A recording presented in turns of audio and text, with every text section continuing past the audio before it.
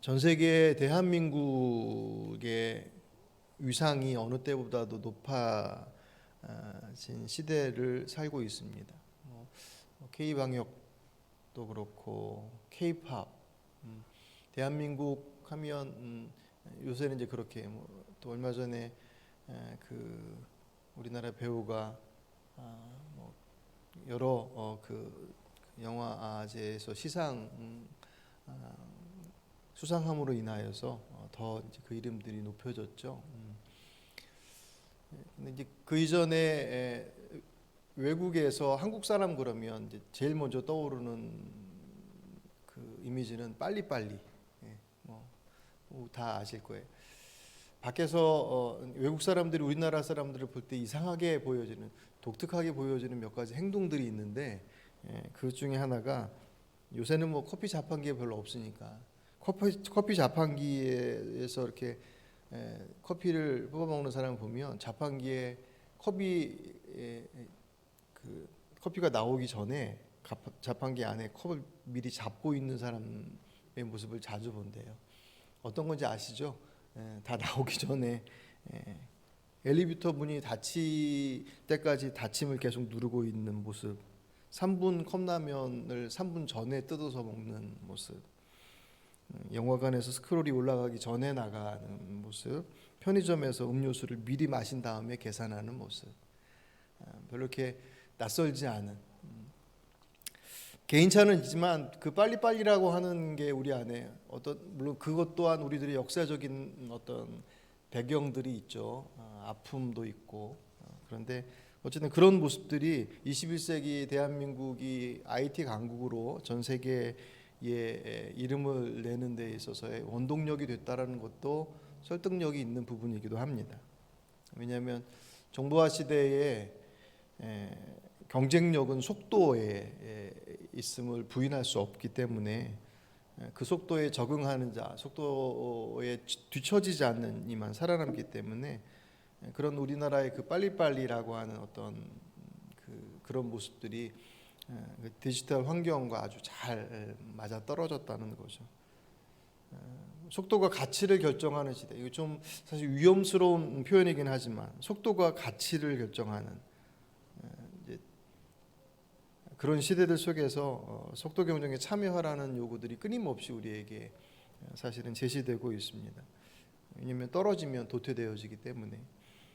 근데 문제는 그 속도가 가치를 결정하는 것처럼 인정되는 이런 사회적 분위기들은 건강한 사회를 이루는 데 있어서는 분명히 한계가 있다라는 거예요. 속도가 중요하긴 하지만 매사에 때와 순서가 있는 것, 그 이치는 뭐 예전이나 지금이나 앞으로도 마찬가지죠.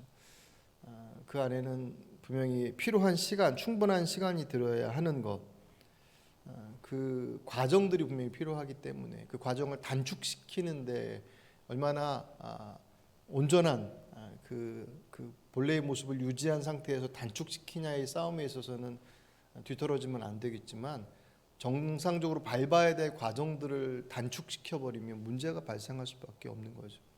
오래전 얘기지만 우리나라에 한때 사고공화국이라고 하는 오명을 씌웠던 그 90년대 성수대교나 삼풍백화점 사고 같은 경우는 사실 그 빨리빨리 문화의 부실공사, 뭐 거기에 또 다른 어떤 부정적인 것들이 같이 겹쳐져서 나타난 현상이긴 하지만 어쨌든 그런 부분의 그 결과들도 사실은 연관이 되어져 있습니다.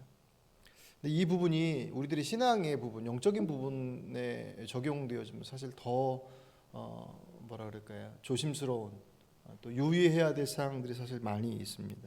오히려 득보다는 실이 훨씬 더 많은 우리들의 신앙의 여정들 속에서 영적인 부분에 있어서의 내용들은 더욱더 속도라고 하는 것과 사실 한 발짝 뒤로 더 물러나야 할 것이 우리들이 가지고 있어야 될 태도들 중에 하나입니다. 오늘 우리가 이 창세기 3장을 보고 있지만 모세의 이야기 여러분 이미 뭐 유명한 얘기니까 아시죠? 태어나자마자 죽을 뻔했잖아요.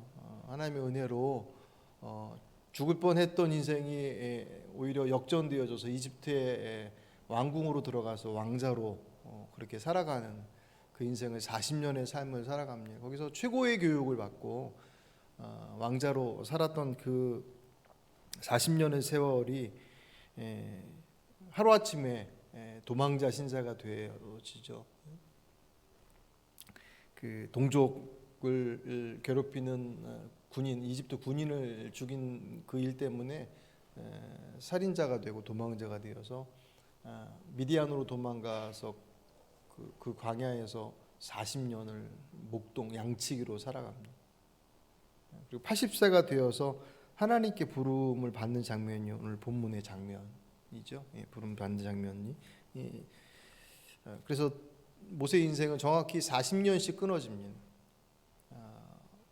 이집트의 왕자로 40년, 그리고 광야에서 양치기 목동으로 40년, 그리고 그 뒤에 40년은 이제 이스라엘의 지도자로서 40년의 시간. 우리 그 묵상집에서도 그렇게 표현했지만 모세 인생 중에서 가장 가치 있는 인생이라고 한다면 맨 마지막 뒤에 80세부터 120세까지 이스라엘의 지도자로서 보냈던 시간이 그 인생에서 가장 황금기와 같은 가장 가치 있는 시간이라고 보여지죠. 물론 고생된 시간이었습니다. 하지만 그 고생된 시간들이었지만 그 140년 동안의 시간들은 하나님의 살아계심이 그와 그의 민족 안에 날마다 경험됐던, 왜냐하면 아침이면 그 광야에 아무것도 없었던 그 벌판에 아침에 나가면 버젓이 만나가 내려서 그 200만이 넘는 이스라엘의 사람들이 매일매일을 먹고 살아갈 수 있는 양식이 매일매일 내려왔으니까 그걸 매일 경험했고, 그 중간중간마다 그들의 불평과 그들의 원망, 그것을 더해서 하나님께서 은혜로 그들의 모습들을 지켜주심을 그들이 늘 목격했던 곳이 바로 광야 40년의 마지막 그 모세가 살았던 그 시간들이지 않습니까? 무엇보다도 이집트의 노예로 살았던 민족이 하나님의 백성으로서 변화되어져가는 과정에 가장 중요한 역할을 했던 것이 바로 모세의 그 40년 나중의 시간들이었습니다. 그럼에도 불구하고 하나님께서 그를 조금 더 일찍 부르지 않고 80세에 부르신 이유가 뭐겠느냐? 이제 기능적으로 볼 때 이제 그런 이유도 있다는 거죠. 40세 때까지 이집트에서 왕자로 살아가는 동안 최고의 교육과 함께 그는 지도자로서의 역량을 그곳에서 다 습득했다라고 보고, 그리고 도망자가 돼서 왕궁에서 피신하긴 했지만 광야에서 목동으로 살았던 40년의 시간은 그 이후 80세부터 120세까지 이스라엘 백성들을 데리고 약속의 땅으로 가는 여정들 속에서 그가 반드시 가지고 있어야 될 생존의 경험들이 이미 그가 40세부터 80세 때까지 도망자의 신세이긴 했지만 광야에 들어갔을 때 습득한 거 대단히 중요한 경험이었다. 아마 하나님께서 그런 준비의 시간들 그렇게 놓고 보면 뒤에 모세 인생 가운데에서 80세부터 120세까지 가장 황금기와 같은 시간들이 있게끔 가능했던 시간은 그 이전에 왕자로서 살았던 40년과 목동으로 살았던 40년의 시간, 그 어떤 시간도 사실은 가치가 떨어진다고 얘기할 수 없는 그런 시간들이었다. 근데 사실 더 중요한 이유가 그 안에는 사실 내포되어 있습니다. 그러니까 기능적인 면에 있어서 모세의 지도자로서의 역할을 감당하기 위해서 80년의 시간들이 준비된 시간이었다라고도 해석할 수 있지만 다르게 본다고 한다면 무엇보다도 모세는 그 광야의 시간들을 통해서 하나님의 시간, 하나님의 주권에 대한 것을 배워가는 시간이 바로 그 왕자의 신분에서 도망자로 이렇게 와서 광야에서 40년을 살았던 그 시간이 어떤 의미에서는 모세에게 있어서는 정말 중요한 시간이었습니다.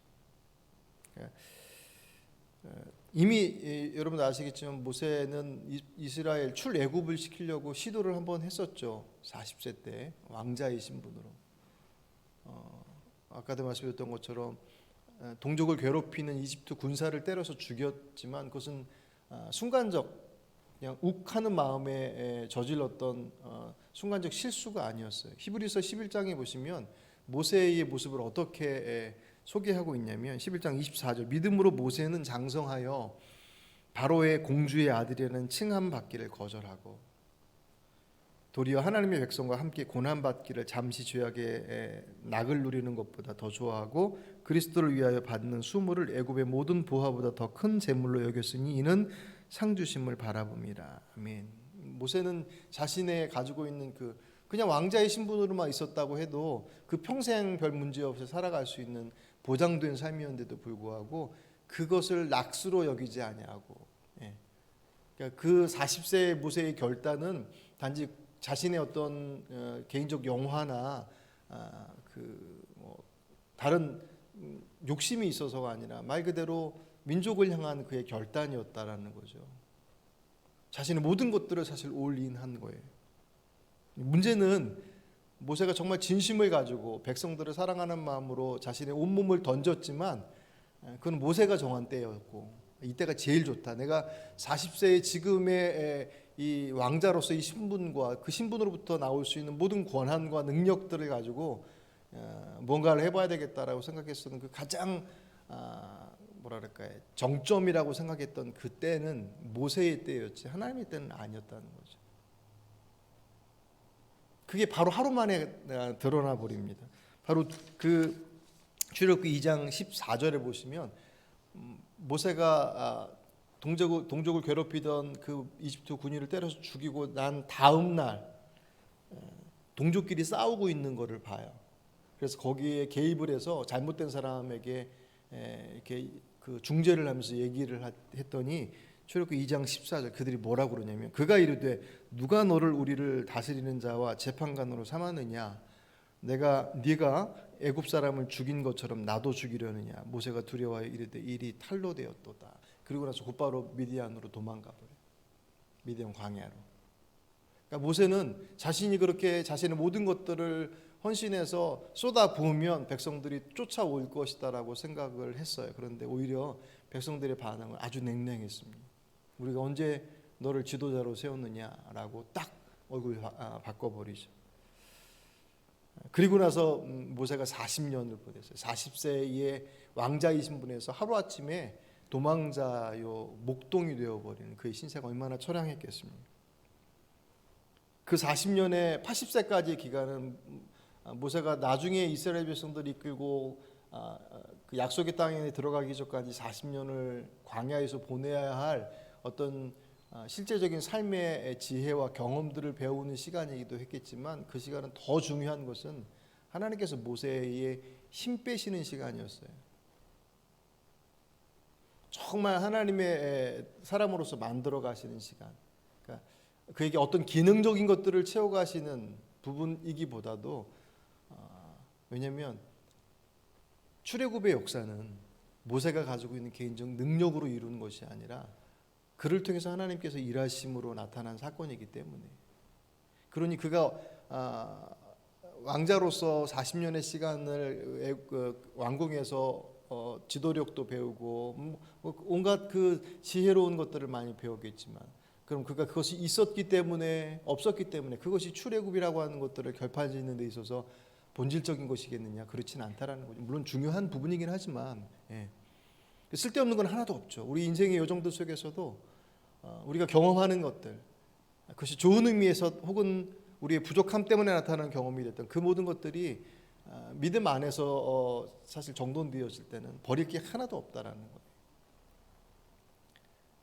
그런 입장에서 본다고 한다면 모세는 그 40년의 광야의 시간들을 통해서 광야에서 어떻게 살아야 하는지에 대한 것들을 배우는 것보다도 그것도 배웠겠지만 더 중요한 것은 그 주권이 하나님 앞에 있다라고 하는 것을 배우는 시간이에요. 그냥 모세의 마음으로 우리가 감정을 조금 이렇게 이입하거나 그때만 상황을 조금 그 입장에서 생각해 본다면 모세가 얼마나 원망한 시간이었겠습니까? 초반에. 언제 그 마음이 정돈됐을지는 몰라요. 하지만 오늘 보면 우리가 10절까지 있잖아요. 모세와 하나님과의 대화가 4장 중반절까지 이어져요. 왜 이렇게 길게 이어지냐면 모세가 버텨요. 하나님께서 오늘 본문 10절 끝부분에 이제 내가 너를 바로에게 보내어 너에게 내 백성 이스라엘 자손을 애굽에서 인도하여 내게 하리라 라고 하시는 모습으로 보내시잖아요. 모세가 아멘 하고 쫓아가는 게 아니에요. 거기서부터 토를 달기 시작해요. 몇 번에 걸쳐요? 5번에 걸쳐서. 맨 마지막에는 뭐라고 얘기냐면 주님 보낼 만한 사람을 보내십시오라고 딱 하나님 앞에 배짱 부려요. 못 가겠다는 거예요. 왜냐면 자기가 40세에 그렇게 할 만한 모든 것들을 가지고 있을 때도 도저히 안 되는데 지금 이 80세에 아무것도 아닌 이 몸도 노쇠해 있고 그리고 목동의 신분에 아무것도 할 수 없는, 누가 보더라도 누가 내 말을 믿겠으며 누가 나를 따르겠습니까? 그 안에 그 내용들이 다 나와요. 그 나중에는 저는 말이 어눌합니다. 하나님께서 네 형 아론을 붙여주마 그러시잖아요. 근데 실제적으로 여러분 출애굽의 여정 속에 가서 보시면 아론이 그 백성들 앞에서 대변하는 일들이 별로 없어요. 모세가 다 얘기해요. 그러니까 모세의 핑계인 거예요. 힘 다 빠진 때인데도 불구하고 모세 안에는 여전히 그 안에 그때의 그 모습 얼마나 원망스럽겠습니까? 다 버렸는데 완전히 팽당한 꼴이 되어버렸으니까. 주님께서 그의 몸에 힘 빼시는 시간이 40년의 시간이 걸렸어요. 그냥 타임 스케줄이, 하나님의 계획이 40세의 애굽의 왕자 80세까지 광야에서 훈련받고 그 다음부터 정해져 있는 것에 그가 딱 들어간 것이 아니라 40세의 왕자이신 분에서 하나님의 인도하심을 받기까지 그의 몸에 힘 빼는 시간이 40년의 시간이었다는 거예요. 그 시간들이 모세에게서는 결코 그렇게 흔쾌한 시간은 분명히 아니었을 것입니다.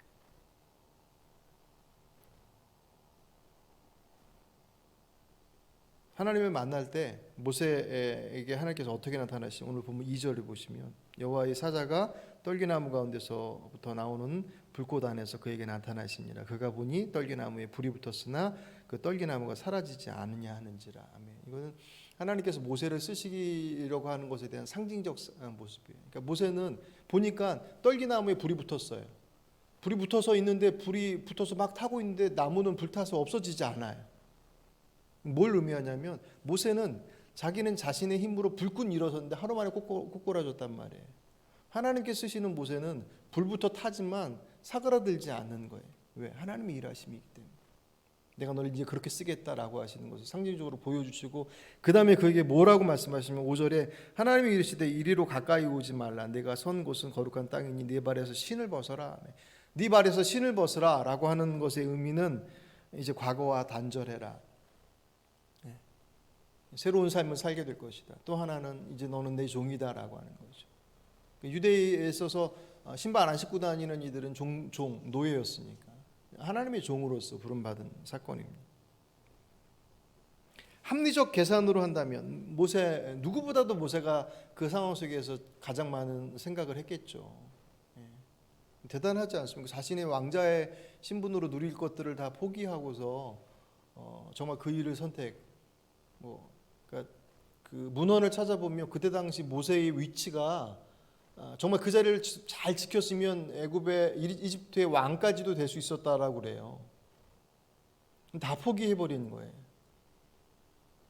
그리고 그때가 가장 적기라고 생각했었던, 합리적 계산에 의하면 40세의 모세를 통해서 하나님께서 구원의 역사를 할 때 가장 잘 이루어질 것 같은 것이 모세의 생각이었고 또 우리들의 생각일 수 있지만 하나님이 쓰시는 모세는 뻣뻣한 40세의 왕자가 아니라 주의 말씀에 순종하는 80세 노인이 된 목동 모세를 원하셔요.